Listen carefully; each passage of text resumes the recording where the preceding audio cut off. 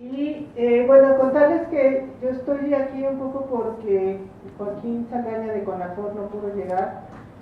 Voy a hablar un poquito de lo que hace el gobierno. Él es de la Comisión Nacional Forestal y es el que lleva el programa de servicios ambientales en la parte operativa. Entonces, bueno, estoy retomando en la presentación una sistematización que él hizo recientemente sobre proyectos, mecanismos locales de pago por servicios ambientales, y he incluido también en la presentación algunas de las nuevos, propuestas, innovaciones que están ocurriendo en México, en particular alrededor del financiamiento para cambio climático y carbono. Quiero decir que la presentación no incluí, y viendo lo que presentó Phil, me parece importante sí mencionarlo, aunque no esté incluida en la presentación, los temas, por ejemplo, de la aplicación de algunos de estas herramientas de compensación del sector privado, por ejemplo CEMEX, que está tratando de hacer planes de biodiversidad, ¿no? Está internalizando estas cosas. Obviamente tenemos un gran desarrollo en el tema de certificación y normas para la certificación que incluyen ya también ahora aspectos de indicadores climáticos, y también tenemos mecanismos de recaudación en áreas protegidas. Entonces no voy a hablar de esos, me voy a concentrar principalmente en lo que han sido los programas más fuertes, de más largo alcance en México. Bueno, mencionarles que desde hace ya poco más de 10 años, 10-12 años, en México se creó un programa a nivel nacional del gobierno federal, que tiene como dos vertientes principales. Una es lo que ellos llaman el programa que sale por reglas de operación, que es el programa de servicios ambientales, donde la propia CONAFOR administra el programa, hace el proceso de identificación, selección de los proyectos, y los mecanismos locales de servicios ambientales, que es una combinación de participación de otros actores, tanto de gobiernos estatales, ONGs, empresas, digamos cualquier interesado en participar en un mecanismo donde el gobierno pone una parte y el actor, el interesado, pone otra. La fuente de financiamiento para este mecanismo es el Fondo Forestal Mexicano. Es un fondo que ya tiene algunos años de haber sido creado, y se creó a partir de una recaudación que se hace por el pago de derechos de uso del agua de la Comisión Nacional del Agua, que es un pago que se hace todos los usuarios, ¿no? Del agua tienen que hacer un pago a la Comisión Nacional del Agua, y este pago generalmente se va a la Secretaría de Hacienda y no necesariamente regresa a las instituciones que tendrían que ver con el mantenimiento de las cuencas, ¿no? Hoy por hoy la mayor parte de los recursos regresan a la Comisión Nacional del Agua otra vez, pero por ejemplo para la cuestión de la creación de la infraestructura de la red de distribución de agua, ¿no? Entonces se logró que hace como 10 años, 12 años, el Congreso aprobara que una parte, que realmente es una parte pequeña de este pago de derechos, se fuera a la creación del Fondo Forestal, para que sea la Comisión Nacional Forestal la que regresara a través de actividades de manejo y gestión de los bosques, restauración, conservación, pago de servicios ambientales, estos recursos a las cuencas. Entonces, bueno, se creó con 18.5 millones de pesos, y al cierre del 2011, que fue el dato que yo logré encontrar más reciente, el capital y patrimonio de este fondo ya alcanzaba cerca de los 600 millones de dólares. El programa incluye programa que tanto es operado a través de la CONAFOR como de los mecanismos locales en fondos concurrentes. Incluye una serie de criterios para los servicios ambientales que apoyan. Entonces, principalmente han sido dos vertientes principales. Una es el apoyo a los servicios ambientales por hidrológicos, y hay una catalogación de áreas que reciben ese beneficio, y que dependiendo de las áreas, de los criterios de definición de las áreas, los montos y los tipos de actividades que se promueven son distintos, ¿no? Entonces este es el ejemplo para que ustedes tengan una idea. Y el otro es los servicios ambientales por biodiversidad, que son como los que han tenido mucho más demanda por proyectos y por las comunidades, ¿no? Sin embargo, también se apoya, por ejemplo, con los servicios ambientales en sistemas agroforestales. Esto porque hay una gran cobertura en sistemas que tienen sombra diversificada, por ejemplo, de café o de cacao, en varias regiones del país que constituyen realmente como tipos de corredores biológicos, ¿no? Entonces, estos sistemas agroforestales también pueden ser susceptibles de recibir pagos de servicios ambientales. No hay muchos proyectos en ese sector, pero sí está abierta esa ventana. Y recientemente también se pueden presentar proyectos bajo la modalidad de carbono.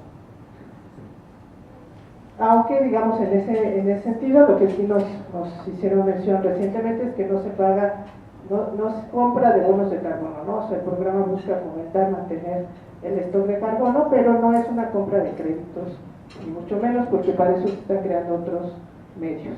Este nada es un ejemplo en el estado de Chiapas. Los colores significan los distintos tipos de áreas que son susceptibles a recibir PCA, ya sea del programa de hidrológicos o del programa de biodiversidad. Nada más para que se dé una idea de cómo la CONAFOR maneja el programa.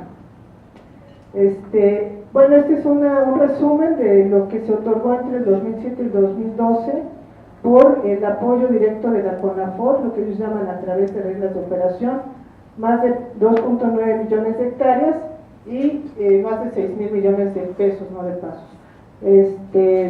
Entonces, eso para que sea una idea del alcance del programa a nivel nacional.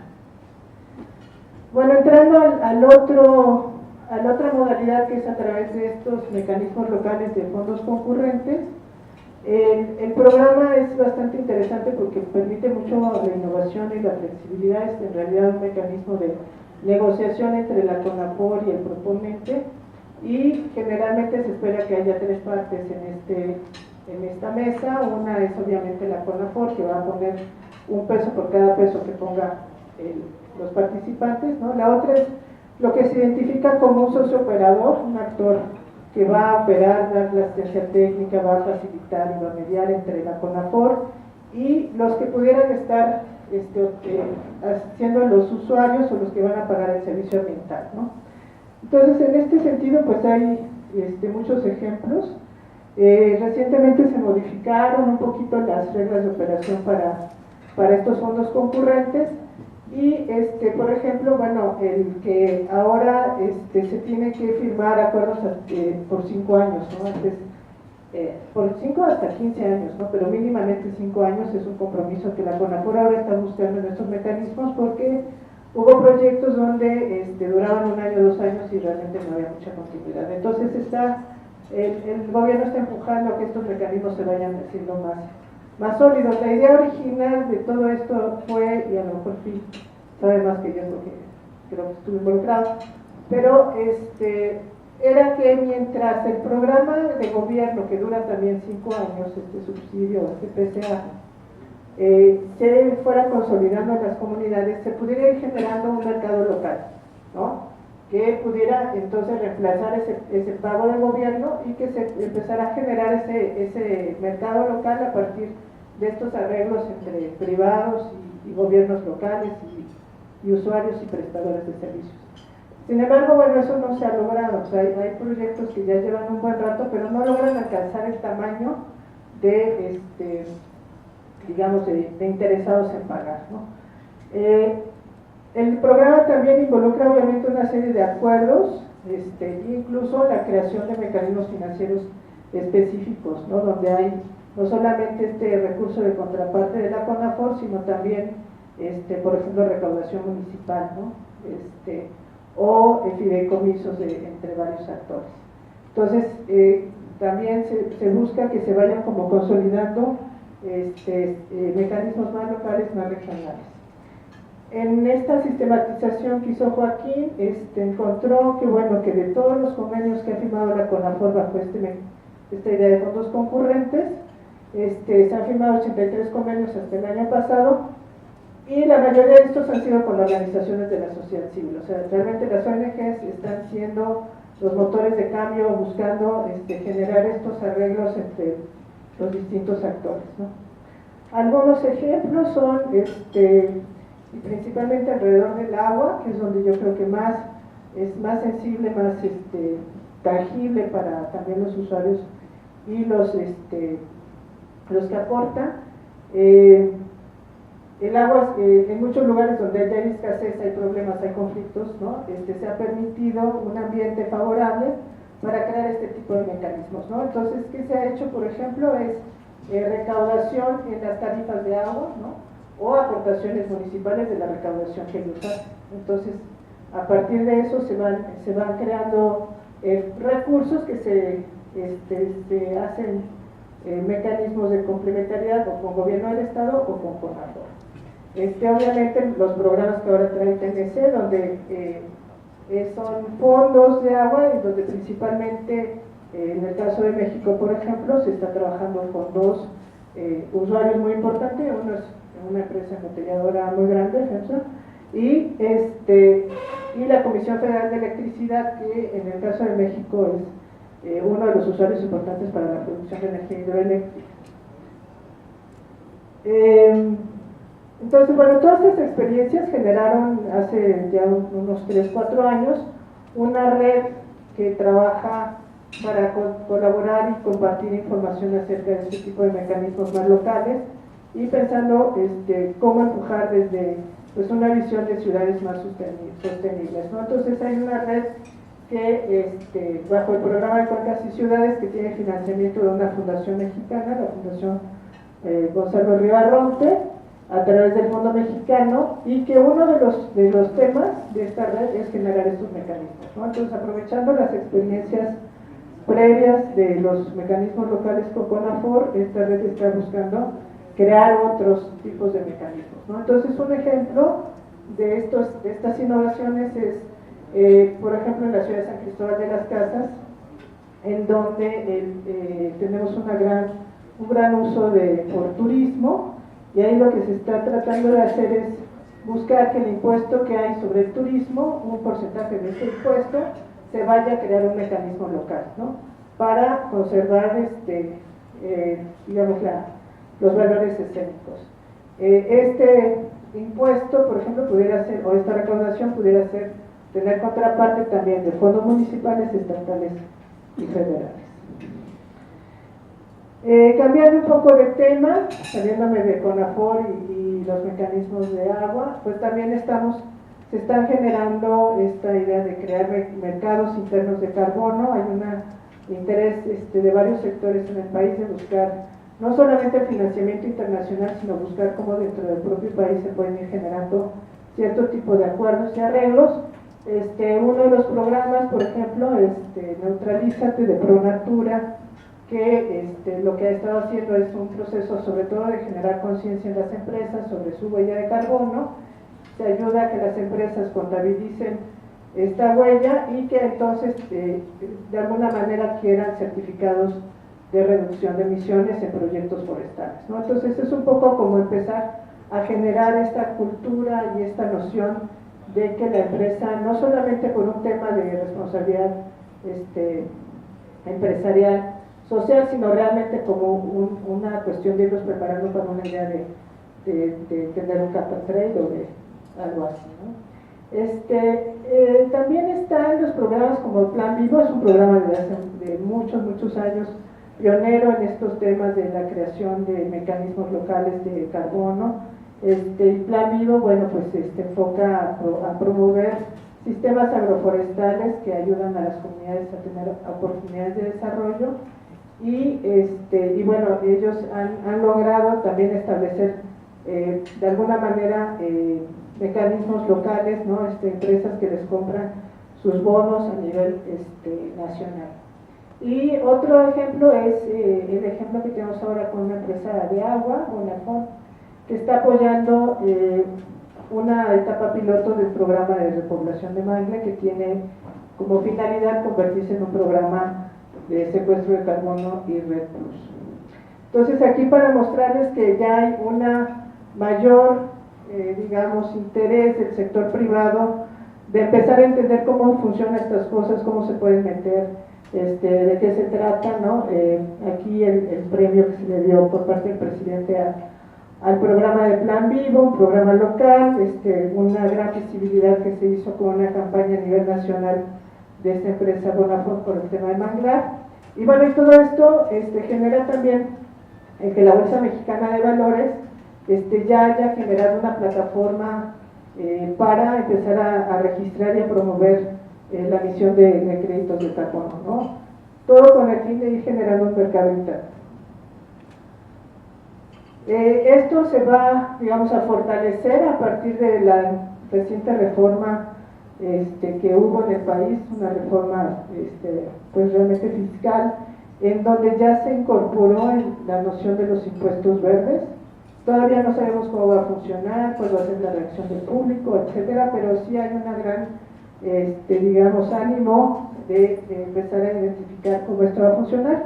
Básicamente se incluyeron en la reforma 3 impuestos, un impuesto a combustibles o a carbono, como se le está llamando ahora, ¿no? Y que ahorita vamos a ver está directamente ligado a la cuestión de los combustibles, un impuesto a los plaguicidas y hubo también reformas a los derechos de agua. Entonces, bueno, el impuesto al carbono, el impuesto a los combustibles, se va a gravar tanto la producción e importación de combustibles fósiles. El impuesto se va a determinar de acuerdo al contenido de carbono en cada uno de los combustibles. El gas natural no se va a gravar, ¿no? Esto también como una idea de ir promoviendo que se use más gas natural que las gasolinas, por ejemplo. El monto del gravamen no va a representar más del 3% del precio, ¿no? Y se va a permitir que se acredite el impuesto, se permite el acreditamiento del impuesto cuando el combustible se use como insumo y no genere emisiones, por ejemplo. Pero también muy importante, se permite que los bonos de carbono que obtenga la industria mexicana puedan ser acreditados contra este impuesto. Es decir, que vamos a poder de alguna manera ayudar a que en vez de que paguen el impuesto, inviertan en proyectos de carbono, ¿no? Entonces eso suena pues muy alentador. Aquí está una tabla más o menos donde están los escenarios de recaudación de cada uno de estos combustibles, ¿no? Y más o menos cuánto sería, de acuerdo a la demanda actual y el uso actual, la recaudación que se espera. Entonces es más de 15,000 millones de pesos anuales que se podrían recaudar por este impuesto. Y en comparación con impuestos similares que existen en el mundo, pues lo que se nos está informando, para que no nos espantemos a los que vamos a estar pagando este impuesto, es que es de los más baratos en el mundo, ¿no? Comparado con otros impuestos similares.